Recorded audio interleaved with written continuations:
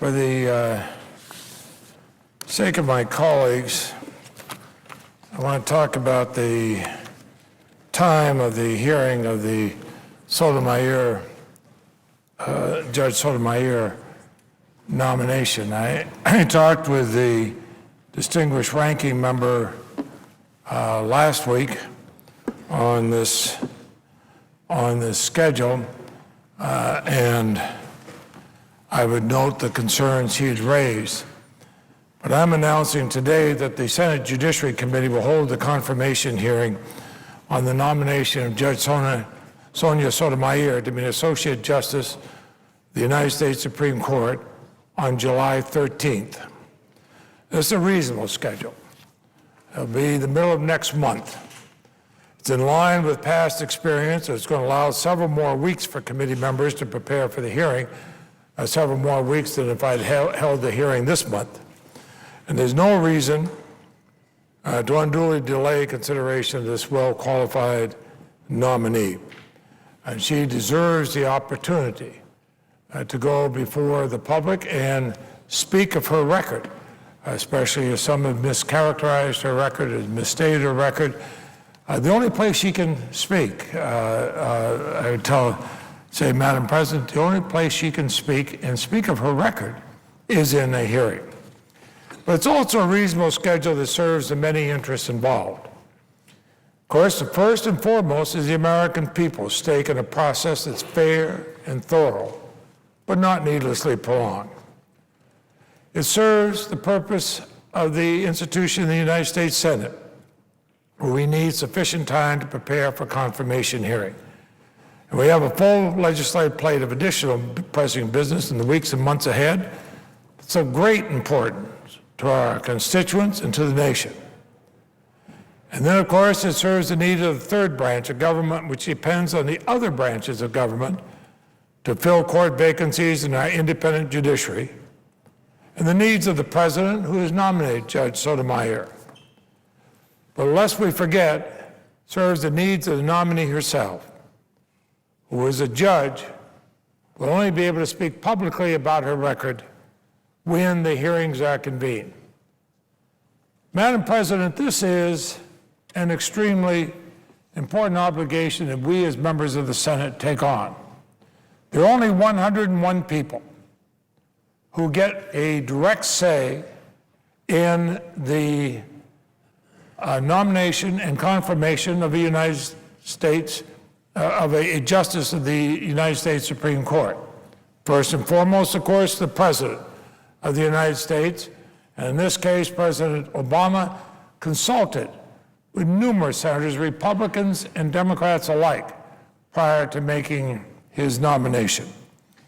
And then once a nomination is made, the 100 members of the United States Senate have to stand in for 300 million Americans in deciding who will get that lifetime appointment. I voted on every single member of the United States Senate currently, as well as some in the past. And I know how important an obligation that is. The justice who takes Justice Souter's place for the court session that convenes October 5 also needs as much time as possible to hire law clerks, set up an office, even a place to live here in Washington, and take part with the rest of the court in the preparatory work that precedes the formal start of the session on the first Monday in October. Now, I mention that, Madam President, because I have put together a schedule that tracks the process the Senate followed by bipartisan agreement in considering President Bush's nomination of John Roberts to the Supreme Court in 2005. At that time, I served as the ranking minority member of the Judiciary Committee. I met with our Republican chairman. We worked out a schedule that provided for Chief Justice Roberts' hearing 48 days after he was named by President Bush. I might say that that agreement on time was reached even before the committee received the answers to the bipartisan questionnaire.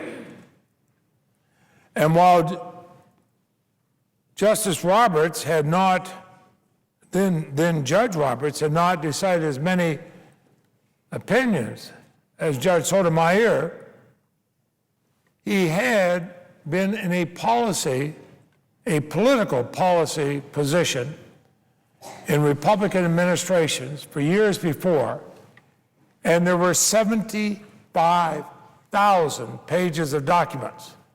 In fact, some arrived almost on the eve of the hearing itself.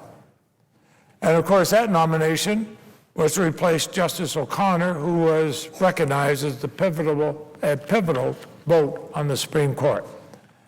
Now, if something that significant required 48 days, and Republicans and Democrats agreed were sufficient to prepare for that hearing, in accordance with our agreement in the initial schedule, certainly that is a precedent that says we have more than adequate time to prepare for the confirmation hearing for Judge Sotomayor. And in selecting the date, I'm trying to be fair to all concerned. I want to be fair to the nominee, allow her the earliest possible opportunity to respond to attacks made about her character. It's not fair for her critics to be calling her racist, one even equating her with the head of the Ku Klux Klan. An outrageous comment, outrageous, both Republicans and Democrats who say outrageous. All who know her know how outrageous it is, but she can't speak to it until she's in the hearing.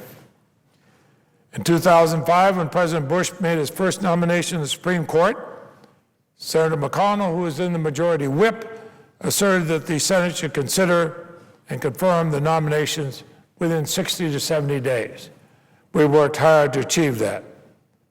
The nomination of Judge Sotomayor should more easily be considered within that time frame. We were still able to complete Senate consideration, and the Senate confirmed John Roberts to be the Chief Justice of the United States 72 days after he was initially designated to be an Associate Justice. We did this despite the fact his initial nomination was withdrawn, and only shortly before his hearing, he was renominated to serve as the Chief Justice of the United States. And we did this despite the terrible aftermath of Hurricane Katrina, where everybody, Republicans and Democrats alike, agreed that we should hold back a week on the hearings so that we could all concentrate the nation's resources on Hurricane Katrina. And so that required a week's delay. And then 72 days after, if we follow the same schedule, 72 days after Judge Sotomayor was designated to the Supreme Court would be August 6th, and we're not even having the week of Katrina. Now, the hearing is the opportunity for all senators on the Judiciary Committee, both Republicans and Democrats, to ask questions, raise concerns, evaluate the nominee. Our Republican colleagues said they intend to ask her about her judicial philosophy. Now, it doesn't take 4 months to prepare to ask these questions. In fact, most of them have already raised the questions. They'll surely be prepared to ask them more than a month from now. And during that month, we have a week's vacation from the Senate. Now, I intend to be using that week without the interruption of committee hearings, without the interruption of votes, without the interruption of regular Senate business, to prepare for the hearings. I would advise those senators who feel they have to have extra time, forego your vacation. Spend that week preparing for the hearing. Because this is an historic nomination.